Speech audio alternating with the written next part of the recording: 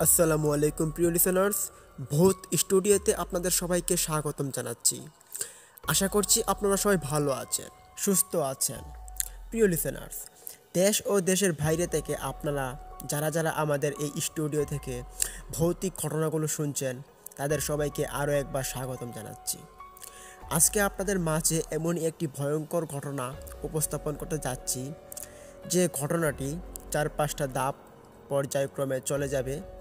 আপনারা আশা করি মনোযোগ দিয়ে শুনলে ঘটনাটির আসল স্বাদ উপভোগ করতে পারবেন। তো প্রিয় লিসেনার্স, আজকের ঘটনাটি কোনো প্রকার স্কিপ না করে পুরোটা শোনার চেষ্টা করবেন।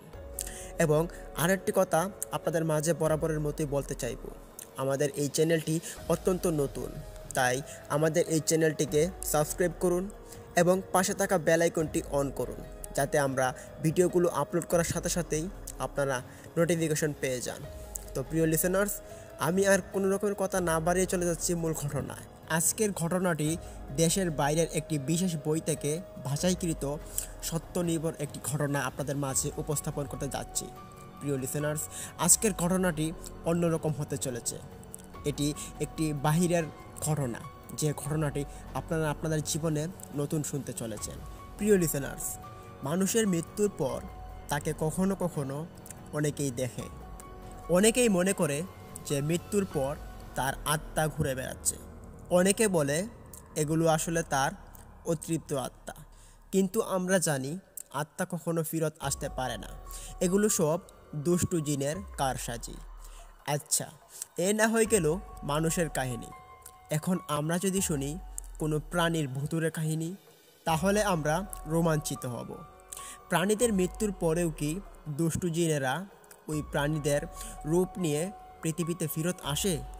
আমাদের আজকের এই এপিসোডে এই বিষয় সম্পর্কে কিছু কিছু রহস্য আপনাদের মাঝে তুলে ধরার চেষ্টা করব। চলুন আমরা আমাদের আলোচনা শুরু করি। চার্লস দ্য সিলভা নামে একজন লোক ভারতের মধ্য দিয়ে হেঁটে যাচ্ছে। পূর্ণিমা না হলেও চাঁদের বেশ আলো আছে। এ সময়ে পিছন থেকে ট্যাপ ট্যাপ ট্যাপ শব্দ শুনলেন। চরকির মতো ঘুরে দাঁড়িয়েই পিছনে অসহায় একটি লোককে তিনি দেখতে পেলেন। সে শুধুমাত্র অন্ধ আর খোঁড়া তাই নয়, তার শরীরে বাসা বেঁধেছে একটি ভয়ঙ্করভাবে কুষ্ঠ।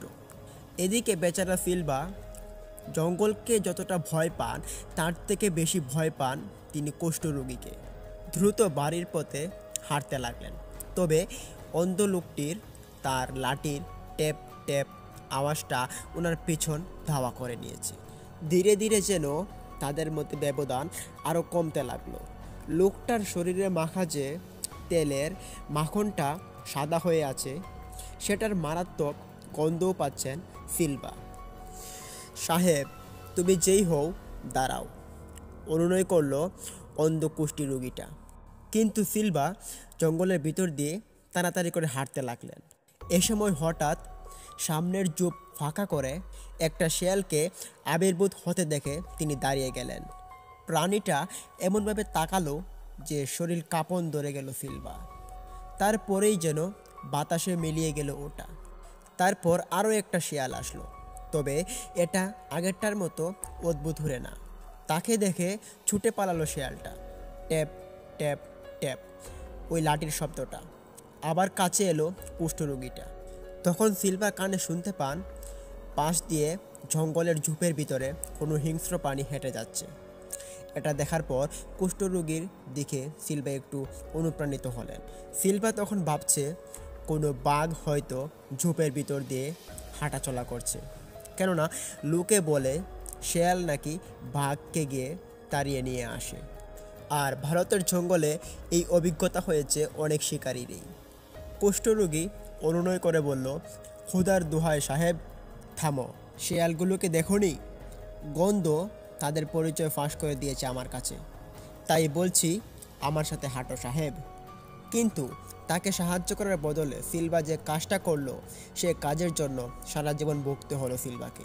সিলভা তখন তার বিবেককে বুঝালেন যে তিনি তার স্ত্রীকে ভীষণ ভালোবাসেন।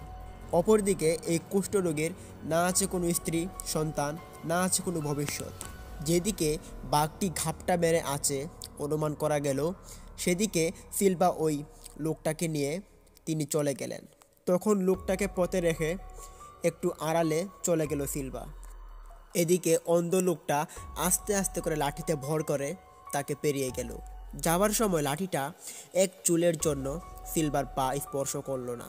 রাস্তাটা যেখানে দুভাগ হলো সেখানে দাঁড়ালো অন্ধ কুষ্ঠরোগী। উজ্জ্বল চাঁদের আলোয় রোগীটিকে খুব অসুস্থ এবং ফ্যাকাশে দেখাচ্ছিল। দৃষ্টিহীন দুই চোখ চারদিকে ঘুরাচ্ছে, পথের দিশা পাচ্ছে না সে। এ সময় অন্ধকার একটি চুপের ভিতর থেকে বিশাল একটি প্রাণী ঝাঁপ দিল। এক সময়ের জন্য সিলভা ভাবলেন তার জীবনের সময় অন্তিম পরিস্থিতি উপস্থিত।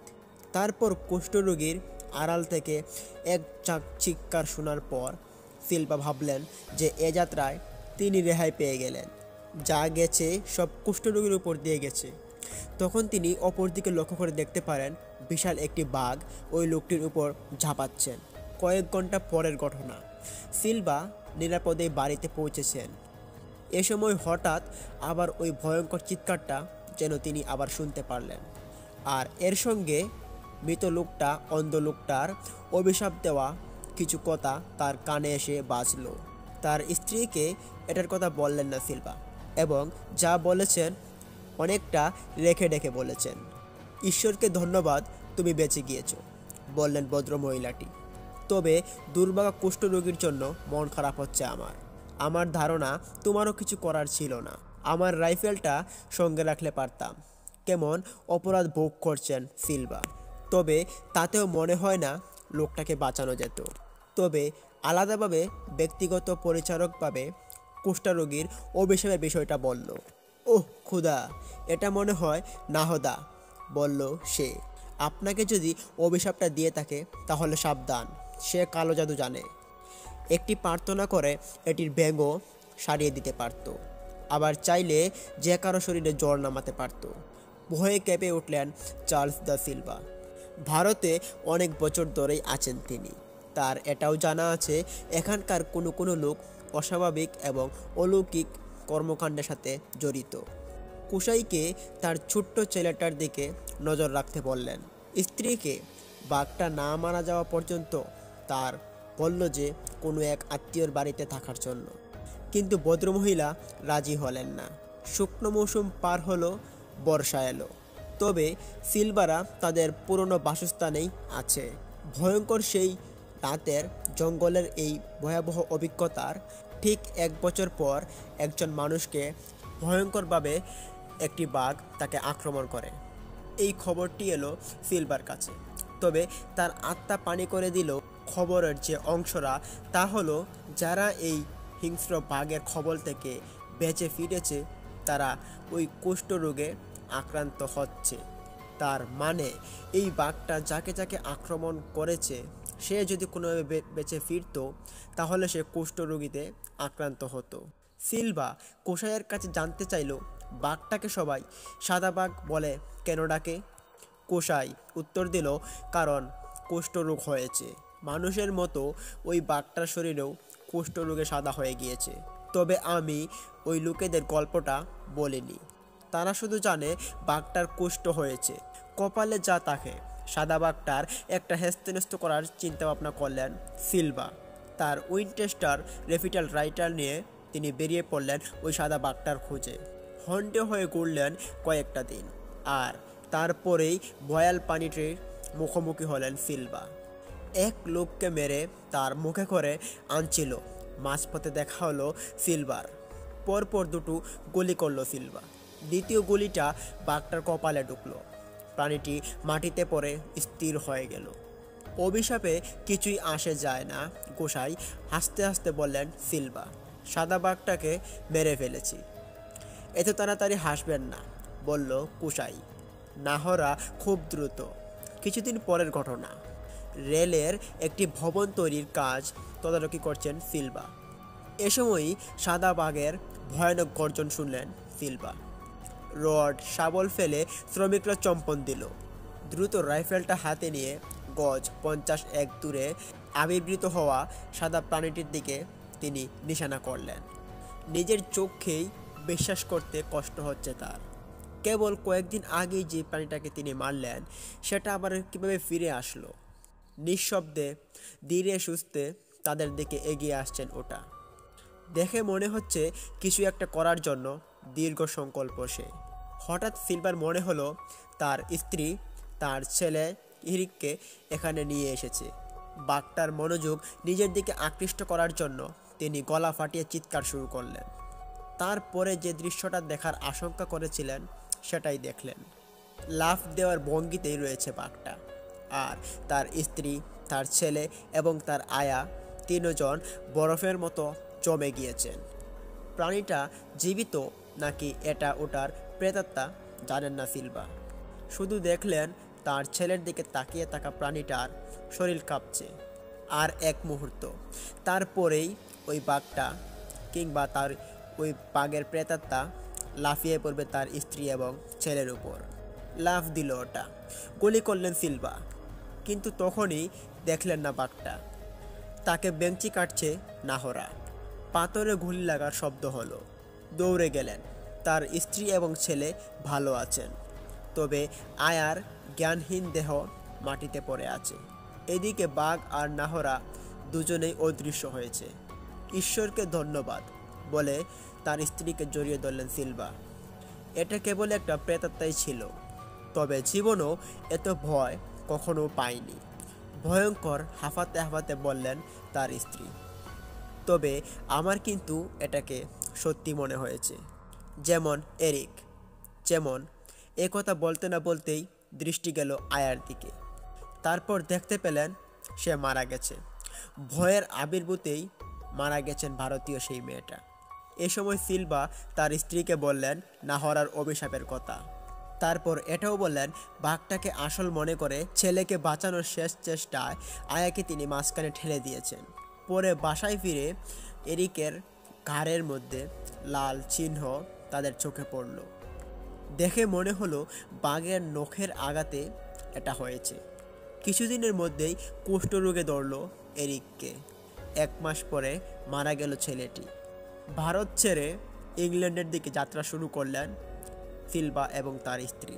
তবে রওনা হওয়ার আগে কুশাই সিলভাকে বলল, আমি জানি একটা ফাঁড়ায় পড়েছিলেন আপনারা। নাহরা চমৎকার একজন মানুষ, আর এখন তার অভিশাপ পূরণ হয়েছে। এবার নিশ্চিন্ত হতে পারেন, আর কোনো ক্ষতি আপনাদের হবে না। আজ সকালে স্বপ্নে নাহরাকে দেখেছি আমি। নাহরা বলেছেন সে এবং সাদা বাঘটা দুজনে শান্ত হয়ে গিয়েছেন। আপনারও আর কোনো ক্ষতি তারা করবে না। কিন্তু প্রেতাত্মার নিশ্চয়তা আসলো অনেকক্ষণ পরে। ছেলেকে হারিয়ে এখন আর তাদের কোনো কিছুই আসে যায় না। প্রিয় লিসেনার্স, এই ঘটনাটি শুনে আমরা কি বুঝতে পারলাম? শুধু যে মানুষের রূপেই জিনেরা মানুষকে ধোঁকা দেওয়ার চেষ্টা করে, ভয় দেখায়, তা কিন্তু নয়। অনেক সময় কোনো প্রাণীর অবয়বও তারা হাজির হয়, যেই প্রাণীটা মারা গিয়েছে। ধরুন কেউ একটা কুকুর পালতো, কোনো কারণে সেই কুকুরটি অপরের হাতে মারা গিয়েছে। কুকুরের মৃত্যুর পর কেউ কেউ ওই কুকুরটিকে দেখতে লাগলেন। তার মানে হচ্ছে শুধু যে মানুষ মারা গেলেই মানুষের আত্মা, জিনেরা মানুষের রূপ নিয়ে ঘুরে বেড়ায়, কিন্তু তা কিন্তু নয়। প্রাণীদের ক্ষেত্রেও এই বিষয়টি হতে পারে। প্রিয় লিসেনার্স, ইংল্যান্ড, আয়ারল্যান্ড সহ পৃথিবীর অনেক জায়গাতেই, পৃথিবীর বিভিন্ন প্রান্তেই কালো কুকুর নিয়ে উন্মোচিত হয়ে আছে নানান ধরনের ভৌতিক কাহিনী। তবে এদের অনেকগুলোতেই রং চলেছে। আমাদের এবারের আলোচনায় এই কাহিনী থেকে একটি কাহিনী নিয়ে আমরা আলোচনা করার চেষ্টা করব। অভিজ্ঞতাটি চার্লস অফ ইংল্যান্ডের এক পাদ্রীর। নিশ্চিত কোনো প্রমাণ না থাকলেও তার এই কাহিনীতে কোনো ফাঁক ফোকর নেই সেই অর্থে। আর তার মুখ থেকে এখন শুনবো আমরা তার সাথে ঘটে যাওয়া এই ঘটনাটি। আমার কিশোর বয়সের ঘটনা। বাবা মায়ের সঙ্গে মফস্বল এলাকায় থাকি। বাবা তার পেশার দায়িত্ব পালনের পাশাপাশি অবসরে কিছু চাষবাস তিনি করতেন। তার নিয়মিত কোনো কামলা ছিল না, তবে যখন দরকার হয় তখন তিনি রোজ হিসেবে কিছু কামলা ক্ষেতের মধ্যে লাগান। এ সময় ওই মজুদদের সাথে খেতে কাজ করে বেশ মজা পেতাম আমি। মনোযোগ দিয়ে শুনতাম তাদের কথাবার্তা। একদিন কাজের সময় শুনলাম এক মজুদ বলছে সে একবার শয়তান দর্শন করেছে। কৌতূহলী হয়ে তাকে ঘটনাটি খুলে বলতে বললাম। লোকটা বলল একটা রাস্তা দিয়ে হাঁটছিল সে। হাঁটতে হাঁটতে এমন একটা জায়গায় চলে এলো যেখানে একটা ব্যক্তিগত এলাকা শুরু। ঢোকার মুখেই বিশাল একটি গেট। আর ওই জায়গাটি তার জন্য খুব পরিচিত একটি জায়গা ছিল। এ সময় রাস্তার ধারে একটা কালো কুকুরকে বসে থাকতে দেখে সে। শুরুতে এটাকে গুরুত্ব দেওয়ার প্রয়োজন মনে করলো না, ভাবলো এটা সাধারণ কোনো কুকুর হবে। কিন্তু 2 কি 300 গজ এগোনোর পর সে দেখতে পারলো কীভাবে যেন ওই কুকুরগুলো তার পাশে চলে এসেছে। কুকুরটার চোখ রক্তের মতো টকটকে লাল। ওটাকে ভয় দেখিয়ে তাড়ানোর জন্য ঝুঁকে কিছু পাথর তুলে নিল সে, কিন্তু একটার পর একটা পাথর ছুঁড়ে মেরেও ওটাকে বিন্দুমাত্র আহত করতে পারল না। এমনকি ওগুলো এটার গায়ে লেগেছে বলেই মনে হলো না। তারপর হঠাৎ করে অদৃশ্য হয়ে গেল প্রাণীটা। মজুরের গল্পটা এখানেই শেষ। কয়েক বছর পরের ঘটনা। ইতিমধ্যেই তার বলা কাহিনীটা একবারে ভুলে গিয়েছি আমি। এ সময় আমার এক বন্ধুর পরিবার, যে বাড়িটার প্রবেশদ্বারের সামনে ঘটনাটি ঘটেছে, ওই বাড়িটা কিনে নিল। তারা সেখানে বসবাস শুরু করে এবং বাড়িতে নিয়মিত যাতায়াত শুরু করলো। এখানে আসার পর থেকে একটা কালো কুকুর নিয়ে ঝামেলায় পড়ে তারা। সত্যি বলতে আমি কখনো দেখিনি ওটাকে, তবে বন্ধুর পরিবারের অনেকের সামনে দেখা দিয়েছে ওটা। বাড়ির দিকে চলে যাওয়া রাস্তাটা বেশ লম্বা, আর হঠাৎ হাজির হলো লোকেদের রাস্তার বড় একটা অংশ সঙ্গ দেওয়ার বদভ্যাস গড়ে তুলে ওই সঙ্গ দেওয়া কুকুরটা। শেষমেশ ওটার জ্বালায় অতিষ্ঠ হয়ে আমার বন্ধুরা এই বাড়িটা ছেড়ে অন্য জায়গায় বসবাস শুরু করে দেয়। আর তাদের এই অভিজ্ঞতা যেন বেশ কয়েক বছর আগে বলা মজুরের কাহিনীটির সত্যতা প্রমাণ করে। প্রিয় লিসেনার্স, ঘটনাটি আমাদের দেশের বাইরে, কিন্তু এখানে একটি রহস্য রয়েছে। সেটি হচ্ছে জিনেদের মধ্যে এক শ্রেণীর জিন রয়েছে যারা সবসময় কুকুর বেশে থাকে। তারা কোনো রূপ পরিবর্তন করতে পারে না। এদের শরীরে রং একদম কুচকুচে কালো হয়। তবে কুচকুচে কালো রঙের আরও কুকুর রয়েছে। এখন কোনটি আসল কুকুর আর কোনটি জিন কুকুর, এটা আমরা কীভাবে বুঝতে পারবো? এই বিষয়ে বোঝার একটি সহজ পদ্ধতি কেউ কেউ বর্ণনা করেছেন। সেটি হলো যে কালো কুকুরের চোখের যে মণি রয়েছে, যে কালো অংশটা, এই কালো অংশটার চতুর্দিকে যদি হোয়াইট সার্কেল থাকে, মানে আমাদের চোখের যে কালো অংশটা রয়েছে সেটা চারদিকে যদি সাদা একটা বলয় থাকে, বৃত্তে সাদা একটা বলয় থাকে, তার মধ্যে যদি কালো অংশ থাকে, তাহলে অনেকেই বলেছেন যে এই কুকুর বা এই কালো কুকুরটি জিন হওয়ার সম্ভাবনা 99%। এবং কুকুরের সামনে গিয়ে তার চোখের মণি চতুর্দিকে সাদা কিনা সেটা তো আসলে বলা খুব মুশকিল।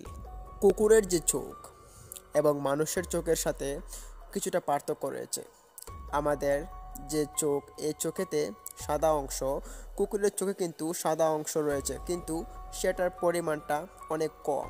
আপনারা খেয়াল করবেন, যার কারণে চোখের মণিটা চতুর্দিকে যদি হোয়াইট সার্কেল থাকে সেটা কিন্তু আমরা দেখতে পারি না। যদি কখনো কোনো কালো কুকুরের আপনাদের চোখাচোখি হয়ে যায়, এই বিষয়টি খেয়াল করবেন। তবে সেটি কুকুরের হোক বা জিন হোক, অকারণে কোনো প্রাণীর গায়ে আমরা কখনো হাত আঘাত করব না। কারণ এই বুবা প্রাণীগুলো তাদের মুখে কোনো কথা বলতে না পারলেও আল্লাহ তাআলার দরবারে কিন্তু ঠিকই ফরিয়াদ করতে পারে। আর এই প্রাণীদের ফরিয়াদ আল্লাহ তাআলার দরবারে পৌঁছে যায় মজলুম হিসেবে, আর মজলুমের ফরিয়াদ কিন্তু আল্লাহ তাআলার দরবারে কবুল হয়ে যায়। এজন্য বিভিন্ন ঘটনার প্রেক্ষাপটটা আমি বলি যে অকারণে আমরা কোনো প্রাণীতে আমরা আঘাত করব না।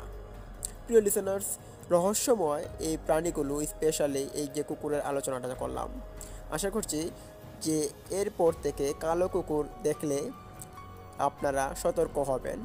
অকারণে কালো কুকুরকে, অন্য কুকুরকে আঘাত করবেন না, তবে স্পেশালি কালো কুকুরকে আপনারা আঘাত করবেন না, সতর্ক থাকবেন ইনশাল্লাহ। প্রিয় লিসেনার্স, আয়ারল্যান্ডের ডাবলিংয়ের উপকূলের কাছে কিউলিকিস হালিম নামে একটি বাড়ি রয়েছে। বিশাল আকৃতির একটি কালো বিড়াল এখানে দেখা গেছে যে অনেকবারই। বিশেষ করে 1968 থেকে 1970 সালের মধ্যে এই বিড়ালটা নানান অঘটনের জন্ম দেয়। এমনকি এমনও হঠাৎ হঠাৎ হাজির হয় যে লোকজনকে ভয় পাইয়ে দেয় ওটা। মিসেস মার্গারেট ও বেইন নামের একজন মহিলা আইরিশ আর্ট সেন্টার স্থাপনের জন্য কিলাকি হাউস কিনবার জন্য ওই বিড়ালটাকে দেখাশোনা করেন। সে সময় একটা অট্টালিকা ছিল, খুব সংস্কার এবং কাজ চলছিল, আর তখনই প্রথমেই ওই বিড়ালটাকে দেখা যায়। যদিও এই ধরনের একটা ভৌতিক কালো বিড়ালের উপস্থিতি গুজব ওই এলাকায় ছড়িয়েছিল অর্ধ শতাব্দীরও বেশি সময় ধরে। তখন একদিন ওইখানে দুজন শ্রমিক নামে চিত্রকর টম বেকাসে এবং মিসেস ও ব্রেইনের সঙ্গে বাড়িটার সাজসজ্জা করার জন্য সময় কাটাচ্ছিলেন। দুজন শ্রমিকও সাহায্য করছিল তাদের কাজে। এক রাতে এক দরজা লাগিয়ে 6 ইঞ্চি লম্বা একটা স্ক্রু দিয়ে ভালোভাবে আটকে দেন তারা। কিছুটা সময় এভাবে পেরোনোর পর এটা অদৃশ্য হয়। আপনা আপনি যেন দরজাটা খুলে গেল ক্যাচ ক্যাচ শব্দে। শ্রমিক দুজন সহ গ্যালারিতে হাজির হলেন মেকাসে কী ঘটেছে দেখতে। অন্ধকারে কিছুই চোখে পড়ল না ঠিকমতো। এ সময়ে এক কোণারে কালো ছায়ার মতো একটা জিনিস নজরে পড়ল। মেকাসে ভাবলেন যে তাদের সঙ্গে কেউ মজা করছে। তিনি জুড়ে চেঁচিয়ে উঠলেন, যেই তাকো, বেরিয়ে আসো, আমরা তোমাকে কিন্তু দেখতে পেয়েছি। কিন্তু ওপাশ থেকে কী জবাব পেলেন জানেন? কর্কশ কণ্ঠে কেউ জবাব দিল, দেখতে পেয়েছো? হা হা হা হা, তুমি কখনোই আমাকে দেখতে পাবে না।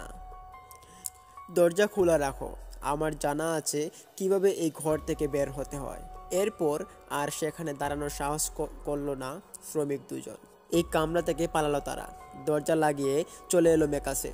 তারপর তার চোখের সামনে নিজে থেকেই খুলে গেল দরজাটা। বড়সড় কুকুরের আঘাতে একটা কালো বিড়াল এখানে হাজির হলো। এরপর মুহূর্তেই অদৃশ্য হলো। আয়ারল্যান্ডের পোল বোল্ট চ্যাম্পিয়ন ভ্যাল ম্যাকনেন অনেকবারই রহস্যময় এই কালো বিড়ালটিকে দেখেছেন। এমনকি একবার নিজেকে স্থির রাখতে না পেরে গুলিও ছুঁড়েছেন ওটার দিকে। তবে এতে বিড়ালটার কোনো ক্ষতি হয়েছে তেমন কোনো প্রমাণ পাওয়া যায়নি। প্রিয় লিসেনার্স, আমরা কিন্তু কালো বিড়াল নিয়ে অনেক ঘটনা বিভিন্ন সময় বলেছি, কিন্তু শুধু যে আমাদের দেশেই এরকম কালো বিড়ালের উপস্থিতি রয়েছে বিষয়টা কিন্তু এরকম নয়। বহির্বিশ্বে ভয়ানক এবং রহস্যময় কালো বিড়ালের ঘটনা প্রচলিত রয়েছে, যেটি শতাব্দীর পর শতাব্দী ধরে আজও তাদের কাছে একটি অমীমাংসিত একটি রহস্য। তারা অনেকেই মনে করে যে এগুলো তাদের দেখার ভুল, অথবা সত্যি সত্যি হয়তো বা সব বিড়াল একরকম না, আচরণে পার্থক্য আছে। এখন অন্য ধর্মের লোকেরা কিন্তু অনেকে জিন বিশ্বাস করে না। তারা কেউ কেউ অশুভ আত্মা বিশ্বাস করে না। সত্যি অর্থে এই যে বিড়ালগুলো বা কালো বিড়ালগুলো, এগুলো কিন্তু অনেক ক্ষেত্রেই জিন। আমরা কিন্তু অনেক ঘটনা বিভিন্ন সময় বলি, এবং এর মধ্যে কিন্তু আমরা এমন ঘটনাও বলেছি যে যেখানে বিড়াল হঠাৎ করে মানুষের মতো কথা বলে ওঠে। আয়ারল্যান্ডের এই ঘটনাটি শোনার পর আমরা কিন্তু বুঝতে পারলাম যে আসলেই আমাদের দেশের যে এই ধরনের ঘটনাগুলো আমরা শুনতে পাই, একই ধরনের ঘটনা বিদেশেও কিন্তু রয়েছে। হয়তোবা সেই ঘটনাগুলো এই হাজার হাজার কিলোমিটার পাড়ি দিয়ে আমাদের কাছে আসতে পারে না, এক কান দোকান হয়ে এত দূর হয়তো আসতে পারে না, আস্তে আস্তেই বেনিশ হয়ে যায়। কিন্তু এখন এই টেকনোলজির যুগে আমরা এরকম ঘটনাগুলো জানতে পারছি। প্রিয় লিসেনার্স, আমরা আশা করছি যে এই ধরনের যে বিড়ালের রহস্যময় বিড়াল, এই বিড়ালগুলো আসলে কি সেগুলো আপনারা বুঝতে পেরেছেন। অন্তত এতটুকু বলতে পারে যে বিড়ালটা অন্যদের কাছে অমীমাংসিত একটি রহস্য হলেও আমাদের কাছে এই ঘটনাটি একটি রহস্যময়, একটি মীমাংসিত রহস্য। প্রিয় লিসেনার্স, আমেরিকান এক নারী, তার নাম ক্যারোলিন, তার থেকে একটি ঘটনা পাওয়া। আমরা বরং তার মুখ থেকে ঘটনাটি শুনি। বছর 3 আগের একটি ঘটনা। তখন ভোর 5:30টার মতো বাজে। আমি এবং আমার স্বামী আমরা সবার ঘরে আমরা ঘুমাচ্ছিলাম এবং বাচ্চা দুটো তাদের নিজেদের কামরায় শুয়েছিল। এ সময় হঠাৎ আমার বড় ছেলে জেমস আমাদের ঘরে ঢুকে ঘুম থেকে জাগিয়ে তুলল আমাদেরকে।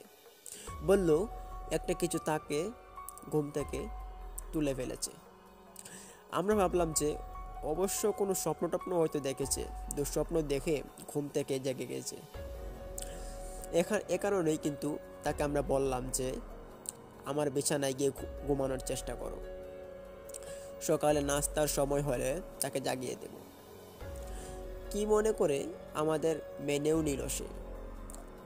তারপর সে কামরা থেকে বের হয়ে হলে গিয়ে তার সবার ঘরে সে চলে গেল। কিন্তু একটু পরেই জেমস গলা ফাটিয়ে চিৎকার শুরু করতে শুনলাম। জেমসকে এভাবে গলা ফাটিয়ে চিৎকার করতে শুনে আমি এগোবার আগেই জোরে একটা দৌড় দিয়ে আসার শব্দ শুনলাম। আমি আমার রুমে ঢুকেই বিছানার ওপর লাফিয়ে পড়ল সে। কি হয়েছে বুঝতে না পেরেই ভেবাচিকা খেয়ে গেলাম। তাড়াতাড়ি জিজ্ঞেস করলাম ওকে যে কি হয়েছে। ও কেমন বলল যে আমার বিছানায় ওটা উঠেছে। বারবার একই কথা বলতে লাগলো। শেষ পর্যন্ত বুঝিয়ে শুনিয়ে অনেক কষ্টে শান্ত করা গেল তাকে। তখন তাকে বললাম যে তোমার সাথে কি ঘটেছে সুন্দর করে আমাদেরকে বলো। তখন সে আমাদেরকে যা কিছু বলল সেটা হজম করা আমাদের জন্য একটু কঠিনই হলো।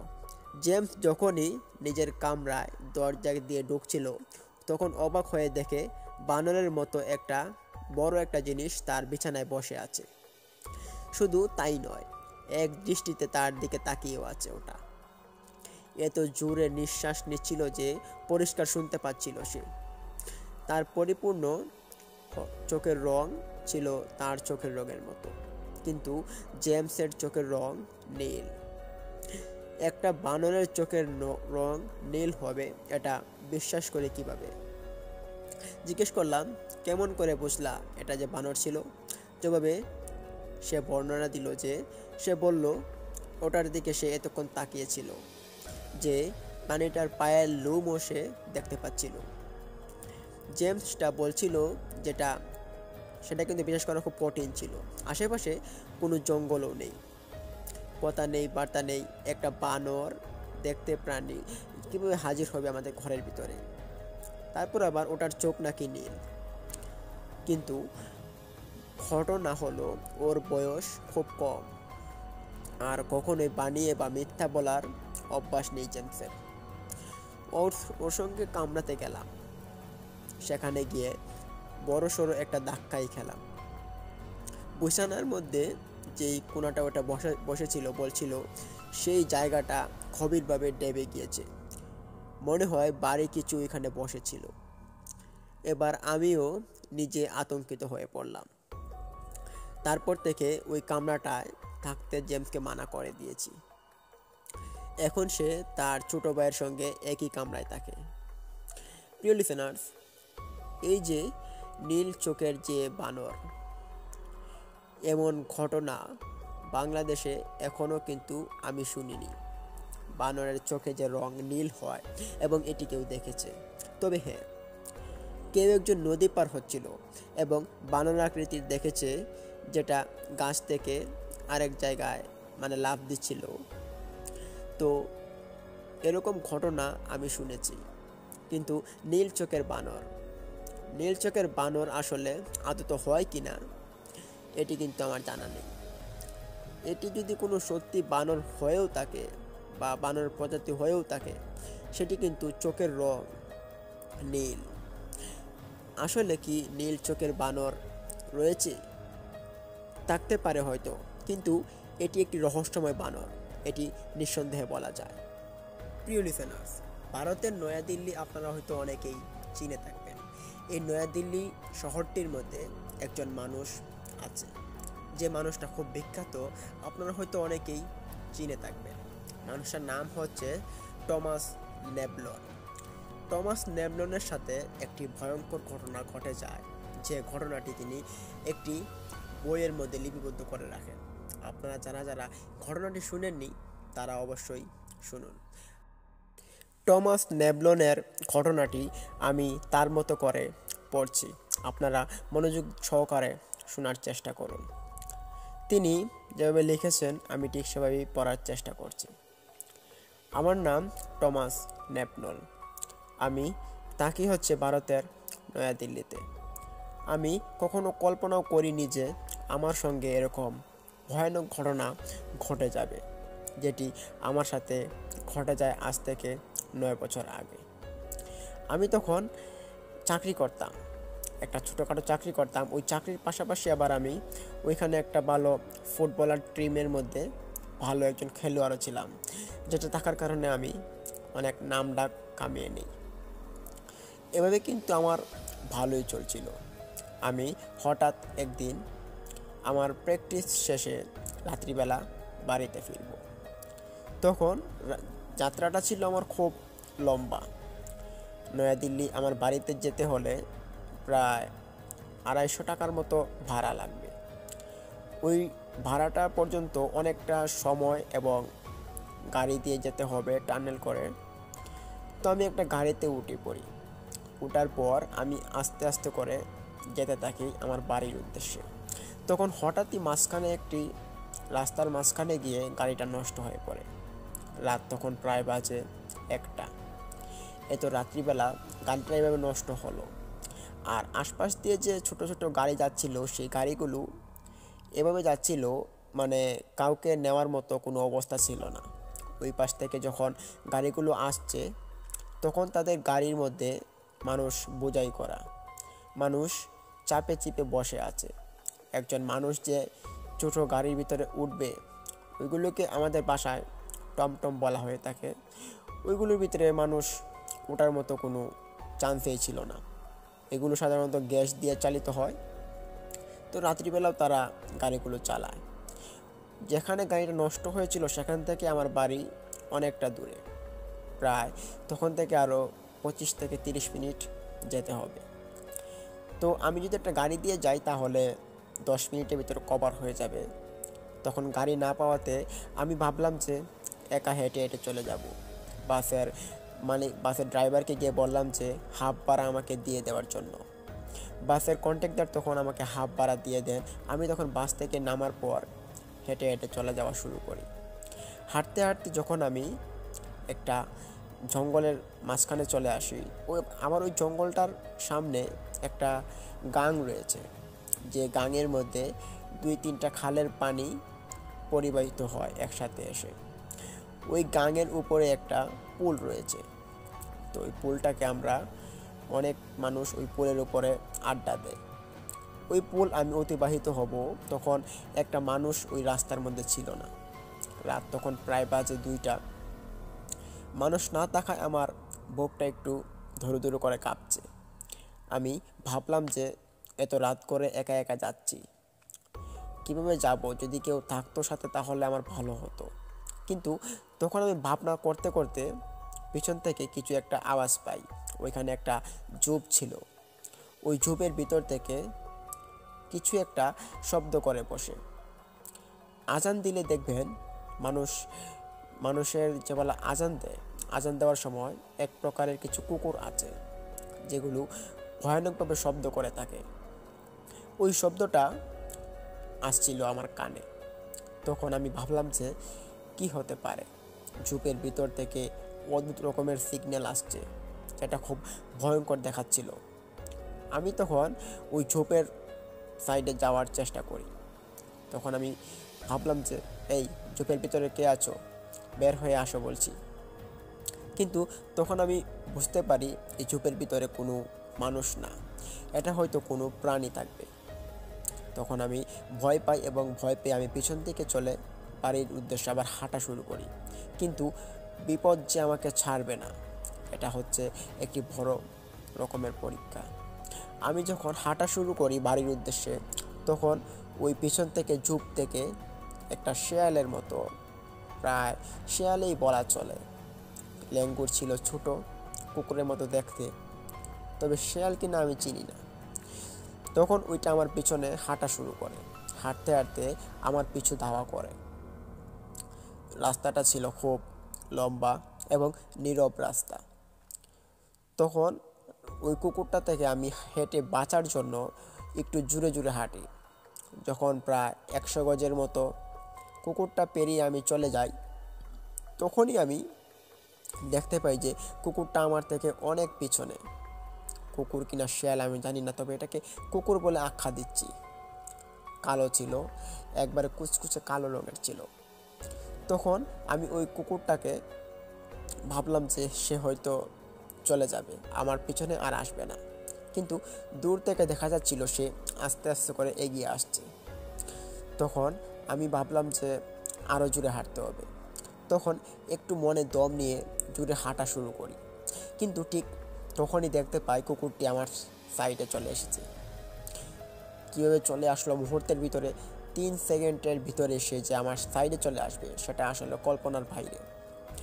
আমার সাইডে কুকুরটি দেখার পর আমি ওইখানে হকচকিয়ে উঠি এবং ওই কুকুরটিকে আমি ভাবলাম যে খারাপ কিছু হবে।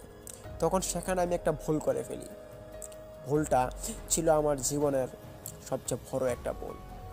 আমি ওই কুকুরটিকে একটা আঘাত করে ফেলি। পাশে পেয়েছিলাম একটা বড় রকমের গাছের টুম পেয়েছিলাম। ওই গাছের টুমটা নিয়ে কুকুরটার উপরে আঘাত করি। তখন কুকুরটিকে দেখতে পাই অদৃশ্য হয়ে যায়। আঘাত খাওয়ার পর কুকুরটি যখন অদৃশ্য হয়ে পড়ে, তখন বিষয়টা খুব ভাববার বিষয় ছিল। আমার দাদি তখন আমাকে গল্প করে বলতো যে জিন বা প্রেত এগুলো কুকুরের বেশ নিয়ে ঘুরে ফেরায়। তখন আমার মাথায় খেয়াল আসলো যে আমি এটা কি কোনো খারাপ কাজ করে ফেললাম? যদি এটা কোনো জিন বা প্রেত হয়ে থাকে তাহলে তো আমার সর্বনাশ হয়ে যাবে। তখন মনের ভিতরে বিষণ্ণতা ভয় নিয়ে আমি হেঁটে হেঁটে বাড়িতে যাচ্ছিলাম। বাড়িতে যাওয়ার পর প্রায় দুই ঘন্টা লেগে গিয়েছিল। তার কারণ হচ্ছে যাওয়ার সময় আমি আমার 3-4 জন বন্ধুকে দেখতে পাই, তারা ওইখানে বসে তাস খেলছিল। তাদের সাথে আমি কিছুক্ষণ সময় ওইখানে ব্যয় করে ফেলি এবং বাড়িতে যাই। বাড়িতে গিয়ে আমার স্ত্রীকে বললাম এরকম কাহিনী। বলার পর সে একটু ভয় পেল এবং আমাকে বলল যে তুমি সাবধানে চলাফেরা করো। তখন আমার স্ত্রী তার ঘর থেকে একটা তাবিজ বের করে আমাকে দিলেন, দিয়ে বললেন যে এটা তোমার হাতে বেঁধে নাও, তোমার সাহায্য হবে, উপকার হবে। তখন স্ত্রীর কথা শোনার পর আমি ওই তাবিজটা আমার হাতে বেঁধে নেই। হাতে বেঁধে দেওয়ার পর আমি 2-3 দিন যাবৎ খুব ভালোই চলি। তখন একদিন আমার ছোট ছেলেটাকে নিয়ে আমি ঘুরতে যাই। ঘোরার দিন আমার ছেলে মেয়ে হচ্ছে 3 জন, এরই মধ্যে 2 জন মেয়ে 1 জন ছেলে। তখন আমি মেয়েদেরকে বেশি আদর করতাম, মেয়েরা আমার ছিল খুব আদরের। কিন্তু ওই দিন আমি ছেলেকে নিয়ে ঘুরতে যাই ওই পুলের উপর দিয়ে। তখন সন্ধ্যা গনিয়ে আসছিল, আমার হোন্ডারে করে ওই আমার ছেলেটাকে নিয়ে যাই। ঘুরতে ঘুরতে 2 বাপ পুত মিলে যখন সন্ধ্যার দিকে বাড়িতে ফিরবো আবার, তখন ওই গাঙের উপর পুলটা যে ছিল ওই পুলের মধ্যে মানুষ খুব কম ছিল। তখন আমি দেখতে পাই একটা কুকুর। তো কুকুরটাকে দেখার পর আমি চিনে যাই এবং আমি ভাবতে থাকি যে কুকুরটা এটা ওই কুকুরটা না যেটাকে আমি আক্রমণ করেছিলাম, উধাও হয়ে গিয়েছিল। হ্যাঁ হ্যাঁ, এটা তো সেই কুকুরটাই। তখন আমি ওই কুকুরটাকে দেখার পর আমি প্রায় 30 গজ আগে থেকেই গাড়িকে ব্রেক করে দিই এবং চিন্তা করি যে কুকুরটার দিকে যাব কি যাব না। তখন বাড়িতেও যেতে হবে, আর ভাবছিলাম যে মাত্র সন্ধ্যা গনিয়ে এসেছে, এই সন্ধ্যার সময় কোনো জিন বা প্রেত থাকতে পারে না রাস্তার মাঝখানে। এটা হয়তো কোনো কুকুরেই হবে সত্যিকার অর্থে। তখন আমি গাড়ি চালানো শুরু করি। আবার গাড়ি চালিয়ে যখন আমি ওই কুকুরটার পাশ দিয়ে চলে যাই, কুকুরটা নিচ থেকে আমার গাড়ির চাকার নিচে এসে পড়ে যায়। চাকার নিচে এসে পড়ে যাওয়াতে আমি খুব ভয় পাই এবং কুকুরটা পার হয়ে যায়। যখন কুকুরটার উপর দিয়ে আমার গাড়িটা তুলে দেই এবং কুকুরটা থেকে পার হওয়ার পর আমি ভাবলাম যে কুকুরটা হয়তো মারা গিয়েছে, কিন্তু না। আমি যখন গাড়িটাকে ব্রেক করে পেছন থেকে আবার তাকালাম, দেখতে পাই যে কুকুরটা নেই। অদৃশ্য হয়ে গিয়েছে কুকুরটা। তখন আমার কলিজা জায়গায় নেই। ঠান্ডায় বরফের মতো আমার সারা শরীর জমে গিয়েছে ভয়ে। আমি তখন আমার ছেলেকে নিয়ে বাড়িতে চলে আসি। বাড়িতে আসার পর সবাইকে ঘটনাটা খুলে বললাম। সবাই দুশ্চিন্তায় মেতে উঠল। তখন একটি কাল যে আমার হয়ে দাঁড়াবে সেটা আমার জানা ছিল না এভাবে। আসলে আমি ওই কুকুরটার সঙ্গে ওই রাত্রিবেলা খুব খারাপ একটা ঘটনা ঘটে গিয়েছে আমার সাথে। আমি আসলে কুকুরটাকে আক্রমণ করাটা আমার জীবনের সবচেয়ে বড় ভুল ছিল। তখন 1 সপ্তাহ এইভাবে পরিবাহিত হতে থাকে। একদিন আমি বেড়াতে যাই আমার এক বন্ধুর বাড়িতে। তার ছোটো ভাইয়ের বিয়ে, ওই বিয়ের দাওয়াত দেয় আমাকে। তখন আমি ভাবলাম যে আমার একটা মেয়ে আছে 3 বছর বয়স, ওই মেয়েটাকে নিয়ে চলে যাব, তাহলেই ভালো হবে, আর কাউকে নিতে পারবো না। ওই মেয়েটাকে নিয়ে আমি হোন্ডারে করে যাই আমার বন্ধুর বাড়িতে বিয়ের অনুষ্ঠানে। তখন বিয়ে শাদী সব কিছু ঠিকঠাক মতো হয়, সন্ধ্যা হয়, বিয়ে সম্পূর্ণ হয়, শেষ হয়, বৌভাতের অনুষ্ঠানটাও শেষ হয়। তখন আমি বাড়ির উদ্দেশ্যে রওনা দিব। 9টা বেজে গিয়েছে। এশার নামাজ পড়ার পর আমি বাড়ির দিকে রওনা দিই। তখন আস্তে আস্তে আমি ওই পুলটা পার হয়ে জঙ্গলের দিকে এসে পড়ি। তখন ওই যে জঙ্গলটা অতিবাহিত করে আমাদের বাড়িতে আসতে হতো। তখন আমি শুনতে পাই যে ওই জঙ্গলের যে ঝোপটা ছিল, ঝোপের মাঝখানে বসে কেউ একজন কান্না করছে। এটা দেখার পর আমি একটু হতভম্ব হই এবং গাড়িটাকে ব্রেক করে দিই। গাড়িকে ব্রেক করে আমি ওইখান থেকে নেমে পড়ি এবং ওই জায়গাতে যাওয়ার জন্য আমি আমার ছোট্ট মেয়েটিকে কোলে করে নিয়ে এগিয়ে যেতে থাকি। যখন আমি এগোতে থাকি তখন আমার পা কাঁপছে, তবে জানতাম না কেন যে কাঁপছে পাগুলো। আসলে বিপদের সংকেত যখন এসে পড়ে, শরীরের কিছু অংশ আগে থেকে সিগন্যাল করতে থাকে। তখনই আমি ওইখানে যেতে সক্ষম হই, ওই ঝোপটার কাছে। ভাবলাম হয়তো কোনো মানুষ কান্না করছে, আসলে মানুষের মতো কান্না হচ্ছিল, কিন্তু না। আমি যখনই ঝোপটাকে একটু এক হাত দিয়ে ফাঁক করার পর দেখতে পারি ওইখানে একটা ওই কালো রঙের কুকুরটা বসে আছে এবং সে কান্না করছে। এটা দেখার পর আমার এক মুহূর্ত বোঝার বাকি রইল না যে এটা কোনো সাধারণ কুকুর নয়, এটা কোনো জিন বা প্রেত হবে। তখন আমি আমার মেয়েকে শক্ত করে ধরে আমি দৌড় দিয়ে চলে আসি। এসে হুন্ডারের কাছে আমার মেয়েটাকে হুন্ডারে বসাই এবং হুন্ডারের সাইড ব্যাগে একটা পানির বোতল ছিল, ওইখান থেকে পানি বের করে গদগদ করে কিছু পানি খেয়ে নেই। তবে ওই কান্নাটা থামে না, আশপাশে কোনো মানুষও নেই। তখন আমি আমার মেয়েকে সামনে বসিয়ে হুন্ডার আবার স্টার্ট দিই। তখন হুন্ডার স্টার্ট দিয়ে আমি যখন চলে যাব তখন শুনতে পাই কেউ একজন আমাকে অভিশাপ দিয়ে বলছে যে তুই বাঁচবি না, তোর কিছু একটা আমি ছিনিয়ে নিবই, তুই আমাকে আঘাত করেছিস, এর মাসুল তোকে দিতেই হবে, হা হা হা হা হা। এইভাবে হাসি ঠাট্টা করে হাসি দিয়ে সে চলে গেল। চলে যাওয়ার কারণে আমি কিছুক্ষণ দাঁড়াই এবং দাঁড়িয়ে আমি ওই কথাটা কানে নেই না। আমি তখন এক জুড়ে গাড়ি চালিয়ে বাড়িতে চলে আসি। বাড়িতে আসার পর আমার বাড়ির লোকজনকে সব কিছু খুলে বললাম। তবে খুলে বলার পর সতর্ক যা হওয়ার তা কিন্তু আমরা সবাই হয়েছি। তবে মৃত্যু যখন ঘনিয়ে আসে, যখন কোনো অভিশাপের মাত্রাটা বেড়ে যায়, তখন কি আর মানুষের জায়গায় থাকে? হ্যাঁ প্রিয় লিসেনার্স, আপনারা হয়তো অনেক প্রাণীকেই অত্যাচার করে থাকেন, যে প্রাণীগুলো মানুষের মতোই মানুষের সাথে চলাফেরা করতে ভালোবাসে। সেই প্রাণীগুলো যদি অন্য কিছু ভর করে থাকে, বা যেমন কোনো জিন বা কোনো দুষ্ট পিশাচ কুকুরের বেশ নিয়ে ঘুরে বেড়ায়, আর আপনি যদি ওই প্রাণীটাকে যদি মার দেন বা কোনো রকমের আঘাত করেন, তাহলে এটা আপনার জন্য কাল হয়ে দাঁড়াতে পারে না, এর সম্ভাবনা কিন্তু খুবই কম। তাই আচ্ছা, এখন যাই আমার মেইন ঘটনাটিতে। আমার ঘটনাটি তখন সূত্রপাত ঘটে তখন 1 দিন 2 দিন করে 3-4 মাস চলে যায়। তখন সময়টা চলে যাচ্ছিল খুব গতিতে এবং একটি শীতের মৌসুম পড়ে। ওই শীতের মৌসুমে আমার ঘটে যায় একটি ভয়ানক পরিণতি, যে পরিণতিটা মনে হলে আজও আমার চোখ বেয়ে অশ্রু পড়ে।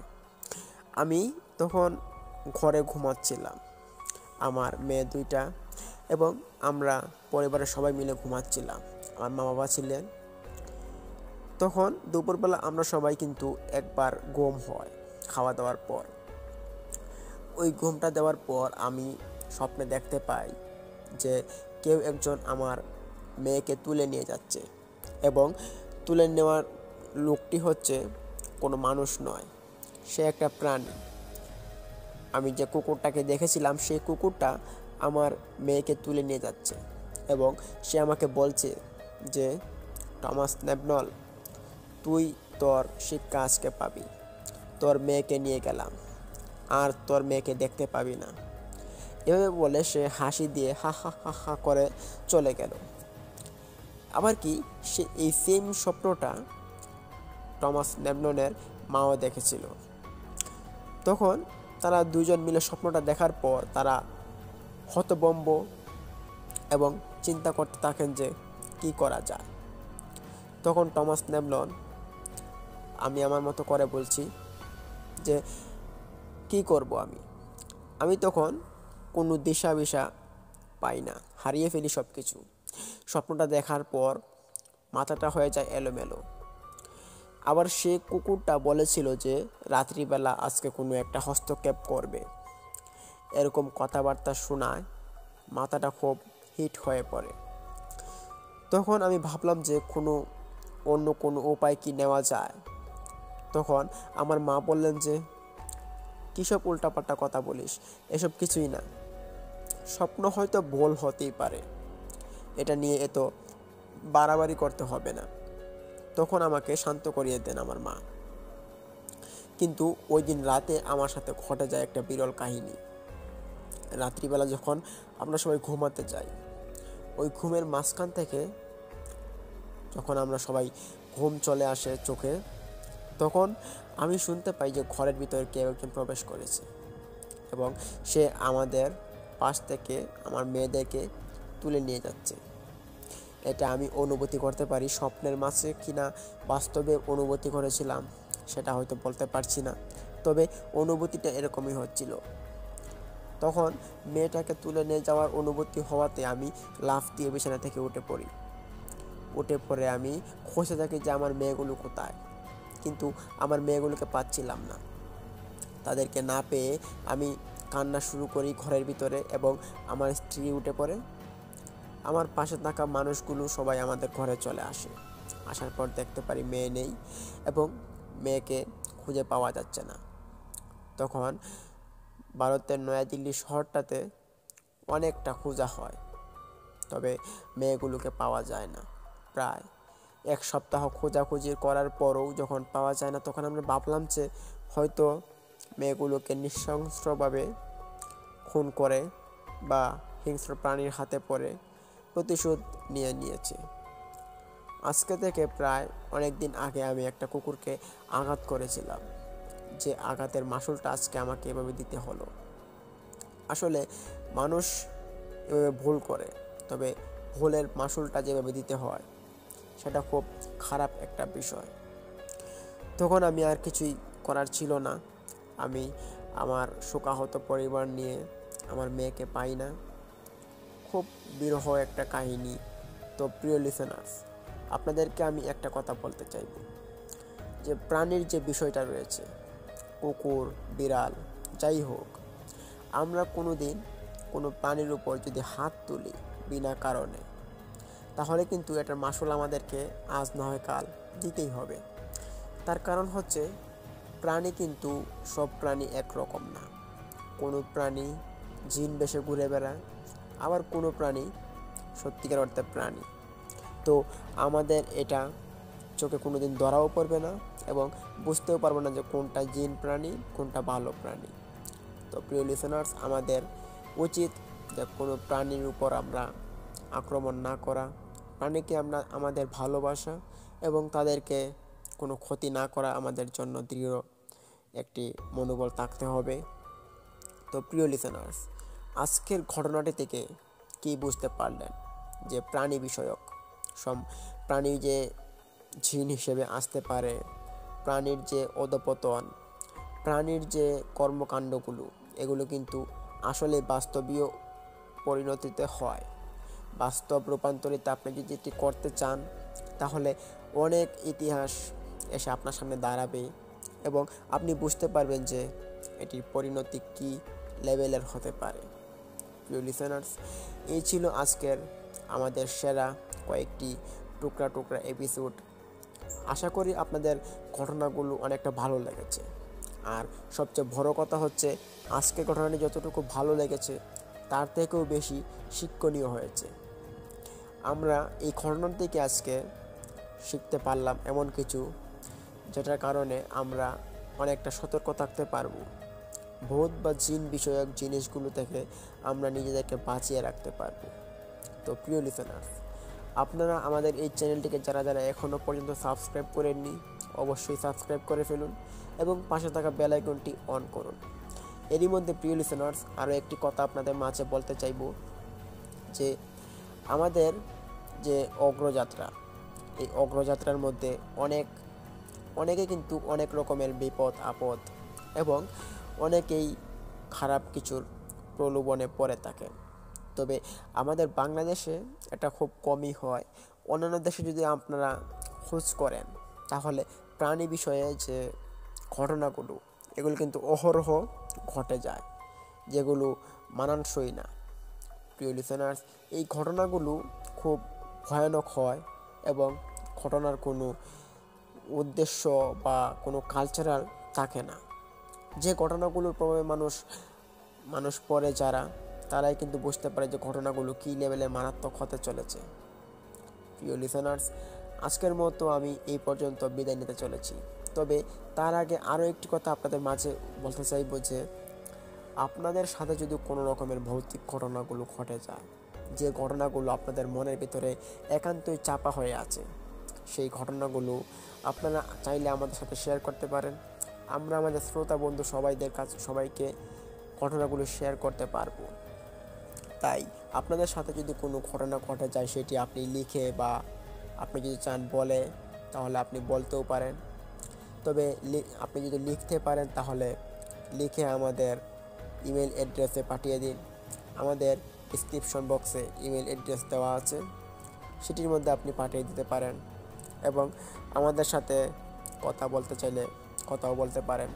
প্রিয় লিসেনার্স, আর এই পর্যন্ত আজকে আমি আপনাদের কাছ থেকে বিদায় নিচ্ছি। তবে ভিডিওটি থেকে যদি আপনারা কিছু একটা শিক্ষণীয় কিছু বিষয় বুঝতে পারেন, কিছু পান, তাহলে আপনারা অবশ্যই আজকের ঘটনাতে একটা লাইক করবেন এবং আমাদের চ্যানেলকে সাবস্ক্রাইব করে আমাদের পাশে থাকুন সবসময়। আমাদের এই চ্যানেলটিতে প্রতিদিনই সত্য নির্ভর এবং বাছাইকৃত ঘটনাগুলো আপনাদের মাঝে উপস্থাপন করানোর চেষ্টা করব এবং আমরা 100% সত্য ঘটনাগুলো আপনাদের মাঝে তুলে ধরার চেষ্টা করব। আশা করি আপনারা আমাদের সাথে থাকবেন এবং আমাদের ঘটনাগুলো শুনলে আপনাদের অনেকটা ভালো লাগবে। তো প্রিয় লিসেনার্স, আজকের মতো আমি আপনাদের কাছ থেকে এই মুহূর্তে বিদায় নিতে চলেছি।